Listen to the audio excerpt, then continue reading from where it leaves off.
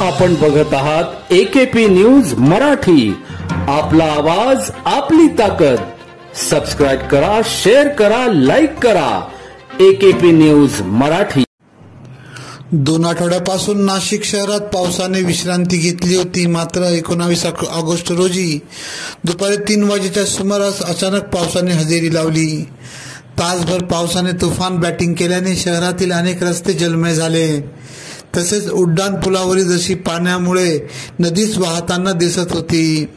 अचानक आलेल्या या पावसाने नागरिकांची चांगलीच तारंबळ उडाली। नाशिक शहरातील मेन रोड, रामकुंड, फुल बाजार, सराफ बाजार, द्वारका, सिडको, सातपूर, नाशिक रोडसह पावसाने तासभर जोरदार हजेरी लावली।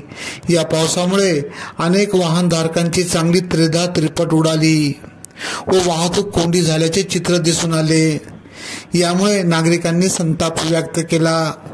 तसेच सिन्नर शहरासह परिसरात सुद्धा जोरदार पाऊस झाल्याचे समजून येत आहे। तसं पाहिलं तर आजच्या रक्षाबंधनाच्या सणामुळे नागरिक बाहेरच खरेदीसाठी निघाले होते। त्यांना सुद्धा या पावसाचा त्रास सहन करावा लागला। एकेपी न्यूज साठी ब्युरो चीफ अनवर खान पठाण, नाशिक।